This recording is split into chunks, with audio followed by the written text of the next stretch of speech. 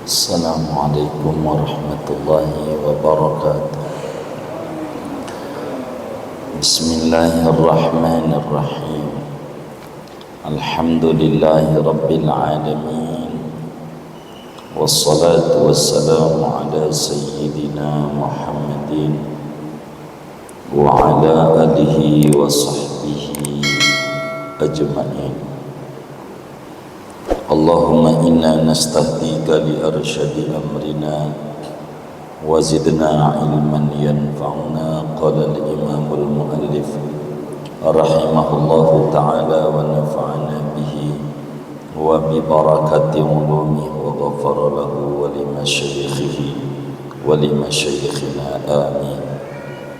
Wa an Abis Samhi radhiyallahu anhu qala, diriwayatkan dari sahabat Nabi Abu Samah radhiyallahu anhu, ia berkata, qala Nabi sallallahu alaihi wasallam, telah bersabda oleh baginda Nabi sallallahu alaihi wasallam, yughsalu min baulil jariyati wa yurashu min baulil gulami, dicuci daripada kencing anak perempuan, wa yurasu, dan dicipratkan, dipercikkan, min baulil gulami, daripada kencing anak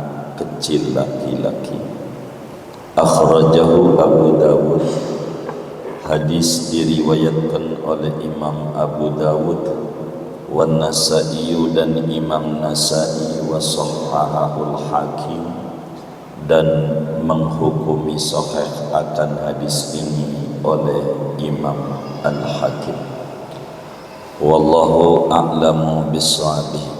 Segini, saudara-saudara sekalian yang mulia, pertemuan ini kita akan membahas tentang hadis Nabi yang berbicara tentang hukum kencing anak kecil laki-laki dan anak kecil perempuan, dan cara membersihkannya. Hadisnya daripada sahabat Nabi Abu Samah, nama aslinya Ibad, budak yang dibeli, dimerdekakan oleh Nabi besar Muhammad sallallahu alaihi wasallam. Hadisnya enggak banyak, ini Abu Samah cuman satu doang. Kata para ulama, hanya ini yang beliau sampaikan hadis daripada Nabi, di mana Siti Aisyah 1210 hadis, Anas bin Malik 2223 hadis, Ibnu Abbas 1660 hadis,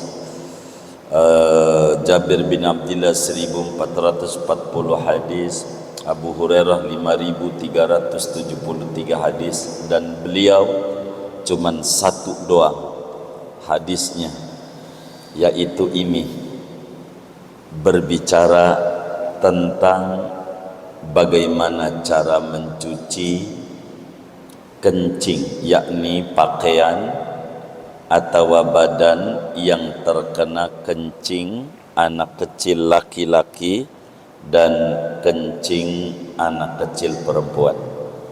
Anak kecil perempuan.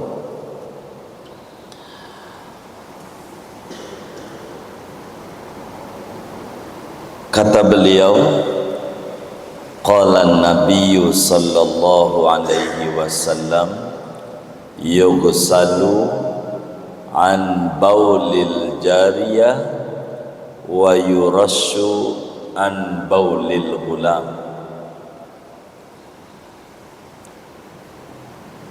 Pakaian yang kena kencing anak perempuan kudu dicuci, sementara pakaian yang kena kencing anak laki-laki cukup diciprati saja, enggak perlu diguyur, dibasahi, dicuci normalnya mencuci. Begitu. Dari hadis ini saudara, ada asal muasalnya. Hadis ini, beliau ini adalah budak yang dimerdekakan Nabi dan termasuk khuddamil Mustafa, pembantu-pembantunya Nabi Muhammad sallallahu alaihi wasallam. Sebagaimana di dalam Musnad Al-Bazzar, Imam Al-Bazzar meriwayatkan bahwa beliau ini adalah khadimnya Rasulullah sallallahu alaihi wasallam. Kala itu, latar belakang hadis ini, kala itu beliau lagi gendong Sayyidina Hasan, gendong Hasan anaknya Sayyidah Fatimah Az-Zahra. Lalu kemudian digendonglah oleh Nabi Hasan. Jadi Nabi itu sering menggendong anak kecil, lalu kencing ini Hasan. Dalam satu kali kejadian menggendong juga Sayyidina Husain, kencing. Maka lalu Nabi ajarkan cara mencucinya, karena ini laki-laki. Kata Nabi, ciprati saja, tidak usah dicuci, normalnya dicuci. Dari hadis ini saudara, kita bisa ambil faedah bahwa begitu banyak para sahabat Nabi kalau punya anak didatangkan ke kiai, minta digendong biar bersentuhan dengan tangan mulianya ahlul fadli, ulama. Nabi ini banyak gendong-gendongin bocah, banyak. Hadis ini bercerita Sayyidina Hasan yang digendong oleh Nabi Muhammad dan ngencingin Nabi. Ada 5 bayi yang digendong sama Nabi, ngencingin Nabi, bayinya dikencingin Nabi. Ada 5 bayi itu. Ulama mengatakan qad bala fi hujrin nabiyyi atfalu Hasan Husain bin Zubairi balu kada Sulaimanu bunayyu Hisamin wa banu ummi Qaisin jaa fil khitami. Sungguh ada beberapa bocah mengkencingi Nabi Muhammad sallallahu alaihi wasallam saat digendong oleh Nabi Muhammad. Yang pertama Sayyidina Hasan, yang kedua Sayyidina Husain, yang ketiga anaknya Siti Asma, anak asuhnya Siti Aisyah, Abdullah bin Zubair, cucunya Abu Bakar. Yang keempat Sulaiman bin Hisam, dan kelima adalah anaknya Ummu Qais. 5 inilah dari sepanjang hidup Nabi ada anak kecil ngencingin Nabi. Begitu. Ini karena para sahabat itu demen kalau punya anak didatangkan ke kiai, minta didoa-doakan. Begitu. Seperti itu diantaranya. Jadi sehingga faedah hadis kita yang pertama, sunat kalau punya anak dibawa ke kiai untuk minta ditimang, digendong, didoain. Tandanya ini Sayyidina Abu Samah bercerita bagaimana anak kecil itu mengkencingi daripada Nabi, tentu digendong oleh Nabi Muhammad sallallahu alaihi wasallam. Yang kedua, saudara, dari hadis ini bisa difahami bahwa ada titik perbedaan antara bayi laki dan bayi perempuan dalam hal cara mencuci kencingnya. Yang ketiga, dari hadis ini kita bisa pahami bahwa saudara, kencing itu sepakat. Semua ulama mengata kencing itu hukumnya najis. Kencingnya manusia nih, kencing itu baul, itu hukumnya najis. Sepakat semuanya. Kalau kencing itu najis, mau kencing orang dewasa, mau kencing bayi, mau laki, mau perempuan, kencing itu hukumnya najis adanya. Keempat, saudara,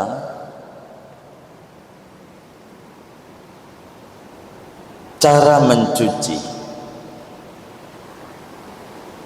kencing anak kecil laki dan anak kecil perempuan dibedakan oleh agama. Karena di sini dijelaskan yughsalu an baulil jariyah wa yurashu min baulil ghulam. Cuman dari hadis ini zahirnya enggak ngomongin umur. Hadis ini ngomongin laki maupun perempuan, namanya umum. Hadis ini umur berapa, makanannya apa ini. Nah, itulah hadis. Kita kalau mau menerangkan hukum, mau tidak mau harus komprehensif. Kalau satu doang nggak bisa. Karena dari hadis ini dohirnya mau bocah itu udah makan ASI atau makan yang lainnya apa kagak, dohir hadis dari dohirnya. Pokoknya yang namanya kecil mah kencingnya kalau kena pakaian udah dicipratin aja, walaupun udah makan singkong, walaupun udah makan bubur begitu, zahirnya. Tapi maknanya enggak begitu. Karena hadis ini bukan ini saja. Di dalam Sahih Muslim, Imam Muslim meriwayatkan hadis daripada Ummu Qais yang anaknya ngencingin Nabi juga. Kata Ummu Qais ni, inna Umma Qaisin ja'at bi ibnin laha saghirin lam ya'kuli ta'am ila habibina Muhammad sallallahu alaihi wasallam. Dalam Sahih Muslim, Ummu Qais bawa anaknya laki masih kecil, bayi, belum makan apa-apa. Tentu maknanya ASI doang, ASI. Dibawa kepada Nabi, lalu duduk fa'ajlasahu fi khujrihi, lalu digendong oleh Nabi di pangkuan Nabi. Fabala ala saubi, ngencingin Nabi. Akhirnya dikencingin. Ini Nabi, akhirnya Nabi minta air untuk menciprati.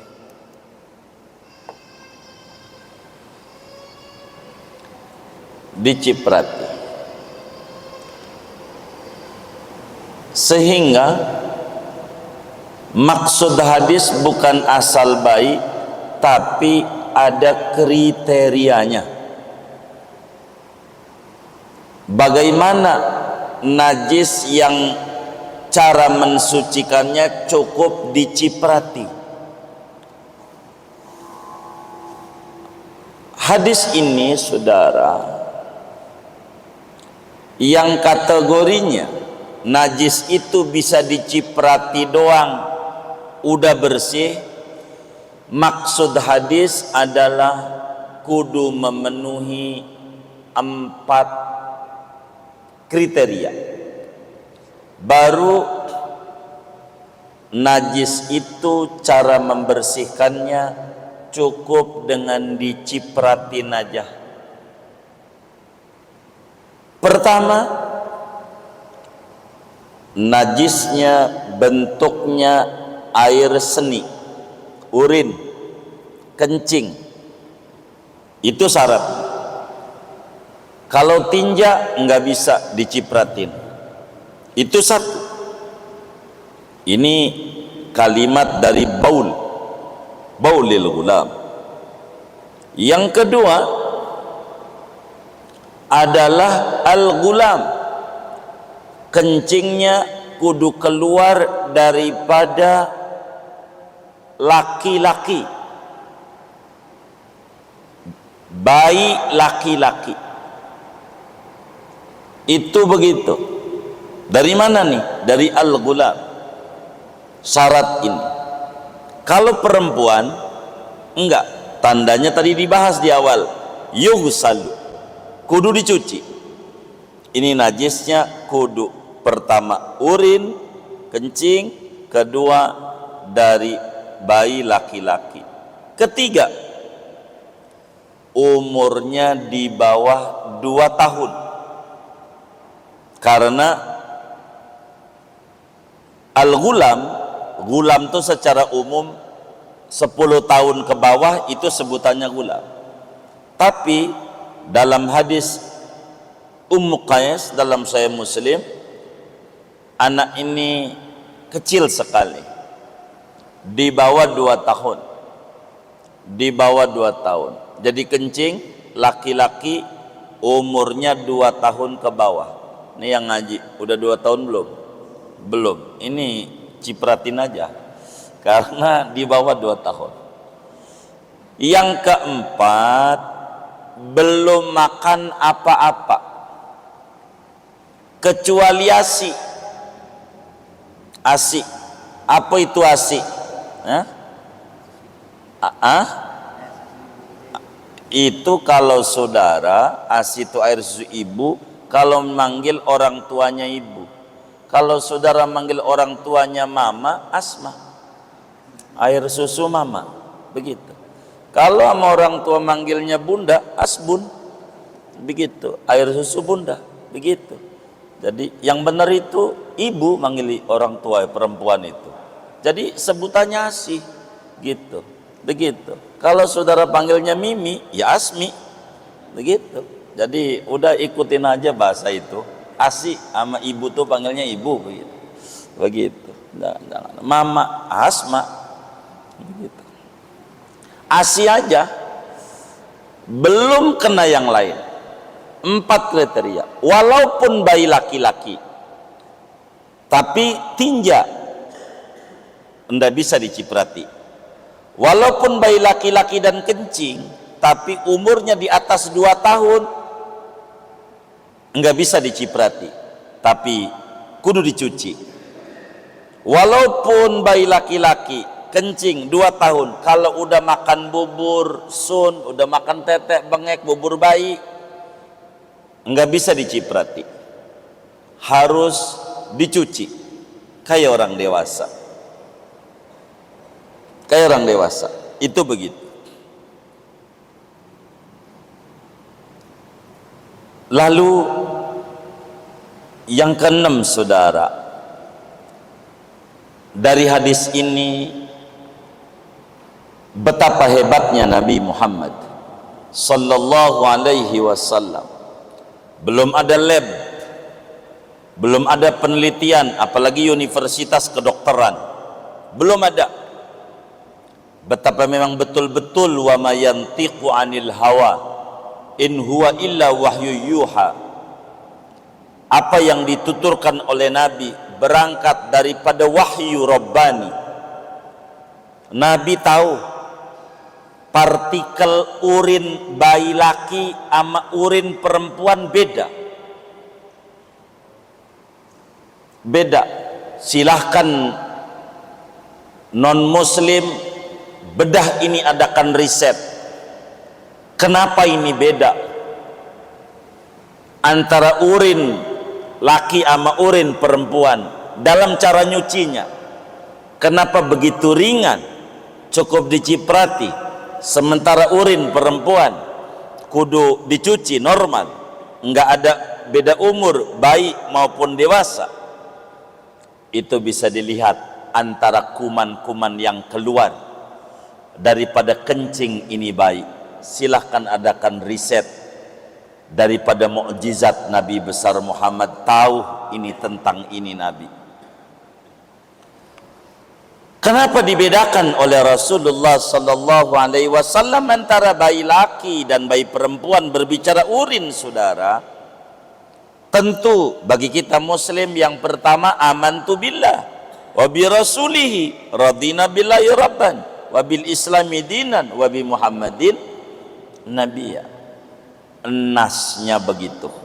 Kalau kita emang ajarannya begitu, pokoknya kalau bayi laki umurnya 2 tahun ke bawah hanya baru ASI begitu, belum makan yang lain kecuali ditahnik, itu enggak apa-apa, atau dicekokin untuk membersihkan ucusnya, itu enggak apa-apa, karena bukan li ajli tagaddi begitu, seperti tahnik li tabarruk saja, itu tidak merusak untuk kedudukan cara mensucikan kencingnya. Nasnya begitu, saudara. Betapa kencing bayi laki-laki di bawah 2 tahun yang masih ASI aja cukup dicipratin. Kedua hikmahnya, saudara, karena kencingnya perempuan itu lebih kental dan lebih bau dibanding kencingnya bayi laki-laki yang sebaya umurnya. Itu begitu. Jadi kencingnya perempuan dari kecil sampai gede itu aja. Tapi orang beda. Selagi masih ASI, itu kencingnya ringan, encer kencingnya. Ini hikmah kenapa kencing itu dibedakan oleh agama. Ketiga, saudara, orang itu lebih demen gendong bayi laki dibanding bayi perempuan, hatta perempuan sendiri begitu. Ini berbicara secara umum, jangan kita ngomong ada orang anaknya laki mulu sampai 6 baru perempuan, ini lain nih. Ini secara umum, orang lebih demen gendong bayi laki dibanding bayi perempuan. Karena demen gendong ini mengakibatkan sering kencing. Begitu. Sehingga ringan ajarannya dalam agama, cara mensucikannya. Keempat, saudara, kata Imam Syafi'i, orang laki itu dicipta dari air dan tanah. Adam asalnya dari tanah. Sementara perempuan itu diciptanya dari darah dan daging, dari tulang rusuk Adam. Begitu. Ya ayuhan nasu taqu rabbakumul ladzi khalaqakum min nafsin wahidatin wa khalaqa minha zaujaha. Karena dari air, dari tanah berbeda dengan dari darah dan daging. Artinya memunculkan partikel yang keluar daripada kantong kemihnya berbeda, sehingga hukum mencucinya juga berbeda. Kenapa agama bedakan antara mencuci bayi laki dan bayi perempuan ini urusan kencingnya? Hikmahnya banyak. Karena memang balignya orang laki ditinjau paling cepat di luar umur dari keluar mani, dan mani itu suci, benda cair suci. Udah kelewat tuh kajian mani pertemuan yang lalu. Sementara baliknya perempuan di luar umur yaitu dengan benda cair yang najis, haid. Ini beda, dari ini aja udah beda, maka unsur membersihkannya juga beda.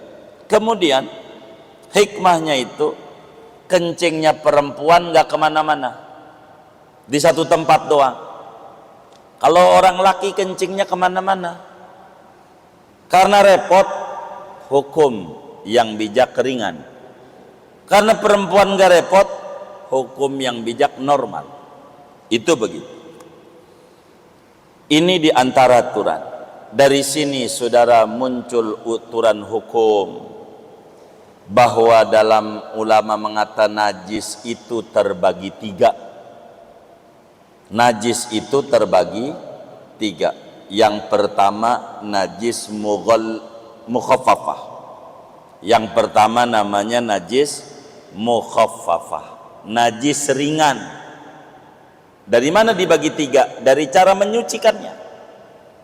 Pertama najis ringan, yaitu kencing anak kecil laki-laki di bawah 2 tahun dan baru ASI saja yang dia konsumsi untuk nutrisinya. Ini disebut najis ringan. Kedua, najis berat, yaitu najis anjing dan najis babi. Ini berat karena nyucinya repot, seperti yang udah lalu dijelaskan, dicampur dengan debu 7 kali lagi. Ketiga, mutawassithah, pertengahan, berat kagak, ringan kagak. Itulah najis kencing anak kecil perempuan dan yang lainnya. Itu begitu najis tuh saudara. Dari hadis ini pula dapat kita fahami bahwa agama itu menghendaki jalan kemudahan bagi umatnya dengan cara bagaimana pakaian itu dicucinya kalau kena kencing anak kecil laki-laki dan kencing anak kecil perempuan. Ini dibedakan oleh agama begitu. Dari sini kita bisa pahami betapa agama kita ini amat sangat luar biasa di dalam mengatur sisi-sisi kehidupan. Betapa luar biasanya Rasulullah sallallahu alaihi wasallam mengerti tentang struktur urin daripada bayi laki dan urin bagi bayi perempuan. Dan ini adalah hal yang paling penting di dalam hidup dan kehidupan kita. Rasulullah sallallahu alaihi wasallam bedakan antara dua kencing bayi ini pada cara mensucikannya. Di samping itu saudara, laki-laki ini minumnya banyak. Ada bayi 2, laki 1, perempuan 1. Dua-duanya warna putih kulitnya. Dari 2 ibu yang melahirkan, dua-duanya karena ini enggak dikasih ciri rebutan. Pada pengen bayi laki. Ibu ini pengen bayi laki punya dia, ibu yang satunya si B pengen juga bayi laki, yang perempuan gak diakui. Sementara enggak dikasih ciri. Ini bingung. Dokter ini bagaimana ini? Rebutan ini. Dia datang ke seorang ulama. Bagaimana cara membedakan ini bayi ini punya siapa realnya ini bayi laki-laki ini dari dua ibu ini? Kata ulama, biar Anda tidak repot DNA kepanjangan, gampang, yang mudah pakai penelitian Al-Quran saja. Bagaimana? Lihat aja dua ibu itu asinya yang banyak mana? Dari dua ibu, si A apa si B? Kalau yang asinya banyak, itu bayi laki-laki punya dia. Si dokter ini bertanya, dari mana Anda bisa menyimpulkan kayak begitu? Kitab suci kami begitu bilang Al-Quran. Lidzakari mislu hadzil unsayain. Bagi bayi laki-laki mendapat jatah ASI 2 bagian ASI perempuan. Dicek, yang satu ASInya banyak, beda. Bayi laki-laki ini dari lahirnya emang udah dikasih banyak, baru brojolnya tuh banyak. Maka ketika orang tuanya mati kasih banyak juga, emang udah begitunya. Itu begitu. Di samping emang menghitung kepala, begitu, menghitung kepala. Jadi kalau bayi laki-laki kepalanya berapa? Laki-laki, hah? Berapa? 2. Mana-mana? Atas bawah. Perempuan? Atu. Karena palanya 2, maka warisan juga dikasih 2 mengikuti kepala. Begitu. Karena perempuan itu kepalanya atu, maka dikasihnya atu ampe ASI. Dapat 2 jatahnya. Sehingga banyak minumnya bayi laki-laki ini dibanding perempuan. Karena banyak minumnya tentu banyak kencingnya. Maka menjadi ringan adanya, banyak kencing, ringan adanya kalau banyak. Ini berlaku pada hukum ekonomi. Kalau saudara belanjanya banyak, harganya ringan, itu begitu. Kalau belanjanya banyak, boleh datang tuh di distributor, belinya banyak, ringan, begitu. Ini dari mana ini? Dari hukum kencing. Ini anak kecil ini sering kencing, maka ringan. Najisnya namanya mukhaffafah. Sementara perempuan ini dikit minumnya, jatahnya, maka kencingnya dikit, maka rada berat. Begitu disebut mutawassithah, pertengahan. Jadi pertama najis mukhaffafah, kedua najis mughalladah, berat. 2 berat. 3 namanya najis mutawassithah. 3. Kalau pilpres bagaimana? Kayaknya begitu. 1 mukhaffafah, 2 mughalladah, 3 mutawassithah. Milih yang mukhaffafah aja, jangan dicatat. Begitu saudara. Ini najis. Ada namanya ringan. Ada namanya berat. Ada pertengahan, ringan kagak, berat kagak, ringan kagak, berat kagak. Ini agama menerangkan tentang ini saudara. Singkatnya, kencing hukumnya najis, hanya dibedakan cara mensucikannya, khusus bayi laki-laki dengan 4 kriteria tadi. Selebihnya najis itu hukum mensucikannya yugsalu, kudu dicuci, normalnya dicuci. Dicipratin tuh bagaimana? Digenangin aja, diperes dulu, nih mohon maaf, sarungnya kena kencing, diperes-peres, begitu, udah nggak ada nih kencingnya, udah siramin aja air, dah, tuh begitu.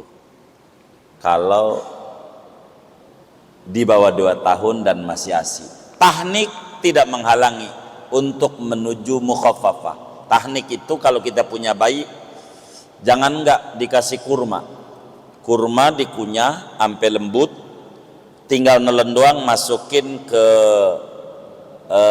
mulut bayi, biar membuka otak kanan, biar cerdas, ingetannya kuat, biar ingetannya kuat, jadi IQ-nya jalan. Kalau enggak ada kurma, madulah dicolekin begitu. Dan ini dalam teori kedokteran untuk mengecek tentang indera. Dengan indera nih, kalau tangan lengkap 10 jarinya, kaki 10 bisa kelihatan.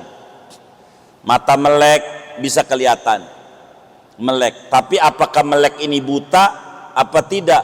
Ini perlu dicek. Telinganya sehat atau tidak, enggak kelihatan. Maka perlu adzan. Diadzanin. Maka bayi itu kalau diadzanin, matanya motot-motot. Itu menunjukkan matanya enggak buta, telinganya dengar. Bagaimana untuk mengecek dia bisu atau kagak? Inilah mengecek rasa. Itulah ada teknik namanya. Tapi kita bukan berbicara logika. Udah ajaran Nabi di teknik. Begitu. Kasih kurma. Ampe lembut. Masukin di mulut bayi. Itu sunat adanya. Kalau nggak ada madu aja. Madu aja. Dan ini kan bukan ASI ini. Nggak apa-apa. Karena ini buat tabarruk doang, bukan untuk nutrisi mengenyangkan, bukan. Seperti enggak apa-apanya dengan dicekokin, biasanya pakai kunyit tuh, biar bagus dia punya pencernaan. Itu enggak apa-apa, najisnya masih disebut najis mukhaffafah.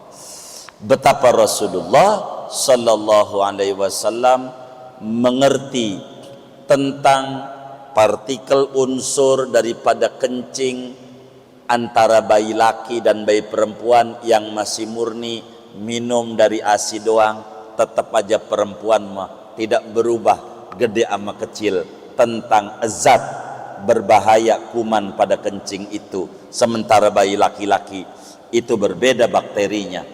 Ini belum ada penelitian, belum ada universitas kedokteran, tapi Rasulullah telah faham. Dari mana? Ini tidak lain dan tidak bukan, betul-betul beliau itu Muhammad Rasulullah. Wa ma yantiqu anil hawa in huwa illa wahyu yuha. Segini aja dah ngaji kita. Mudah-mudahan Allah beri kita keberkahan, keberkahan umur, keberkahan rezeki, keberkahan usaha, keberkahan ilmu, keberkahan keluarga, keberkahan anak keturunan, keberkahan teman-teman dan lingkungan, berkah dunia dan berkah akhirat. Amin. Al-Fatihah.